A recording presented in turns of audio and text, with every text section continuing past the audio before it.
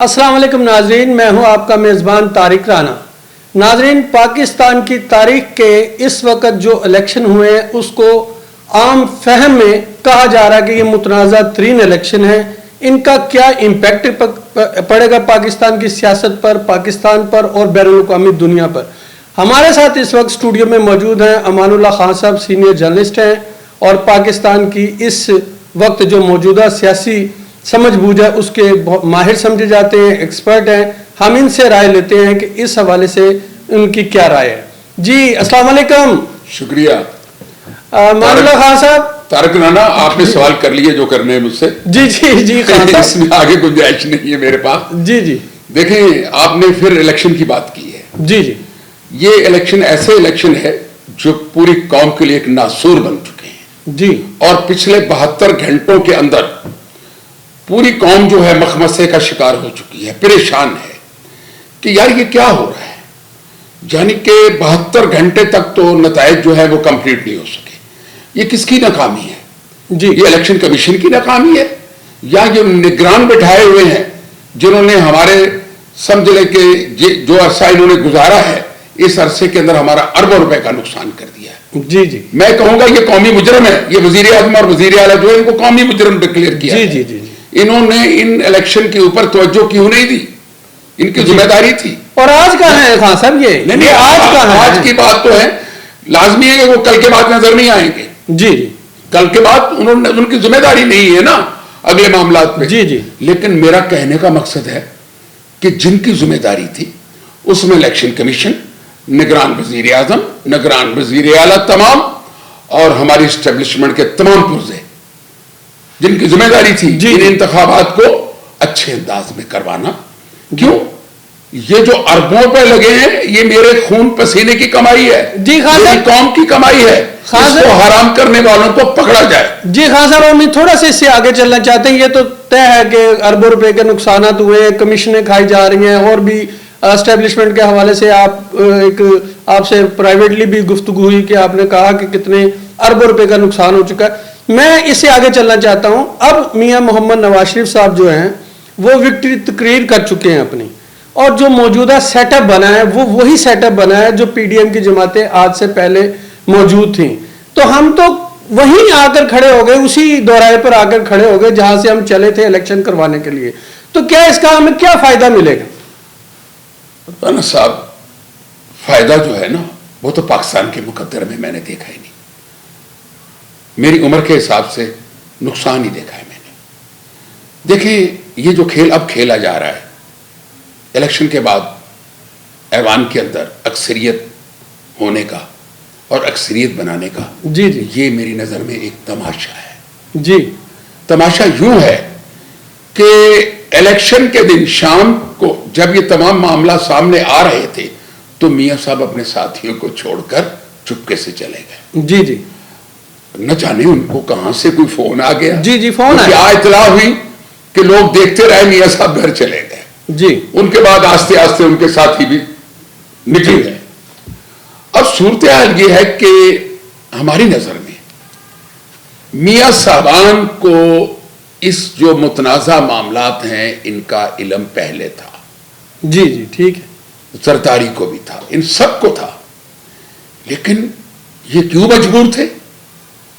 یا اس لیے مجبور تھے کہ انہیں دلاسا دیا گیا تھا کہ آپ کا معاملہ پورا کر دیا جائے گا، آپ کو جو سیٹیں ملنی ہیں آپ کو ملیں گی۔ جی، لیکن درمیان میں کیا رکھنا پڑا کیا نہیں پڑا کہ وہ بیچارے اپنی اکثریتی جو سیٹیں تھے وہ ڈھونڈتے رہ گئے۔ زرداری صاحب بھی اور میاں صاحب، جی انہوں نے خاموشی اختیار کی، جس کا جواب قوم سے کیا ملا، بین الاقوامی اداروں سے کیا ملا، لوگوں سے کیا ملا کہ یار آپ نے تو ظلم کر دیا الیکشن کے ساتھ۔ بین الاقوامی ادارے اس الیکشن کو تسلیم نہیں کرتے۔ مبصرین جو ہیں ان کو رسائی نہیں دی کہ اس کے اندر جو کھچڑی پکی ہے وہ ان سیاستدانوں کو بھی پتہ ہے، اسٹیبلشمنٹ کو پتہ ہے۔ جو خان صاحب مبصرین ہیں، انٹرنیشنل مبصرین آئے تھے یہاں کور کرنے کے لیے الیکشن، ان کو رسائی ہی نہیں دے گی۔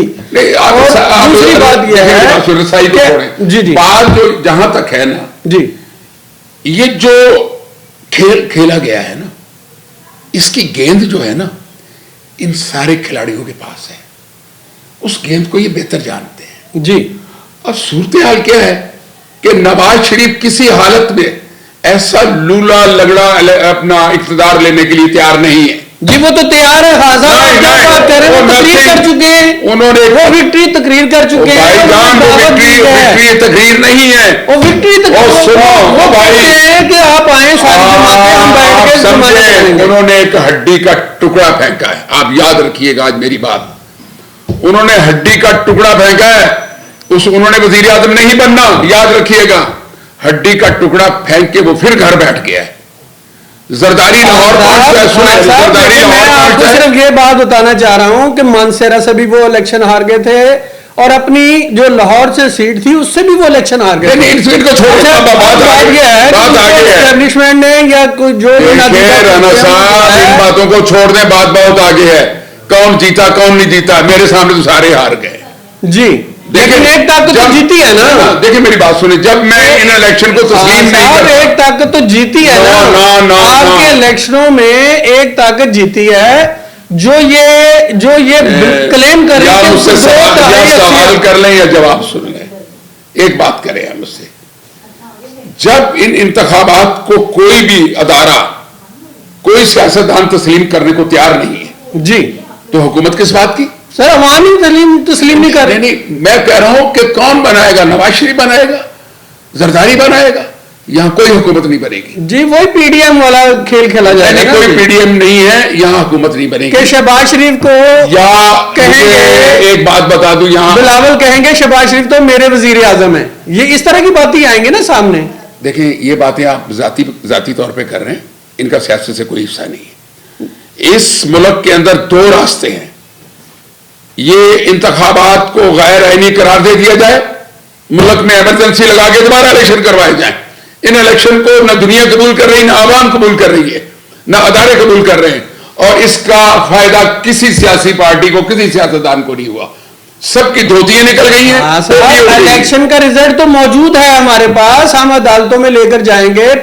जो आजाद उम्मीदवार जिनको इस वक्त डिक्लाइन कर दिया गया है, जिनको रिजल्ट नहीं दिए जा रहे, वो कहते हैं हमारे पास मौजूद है।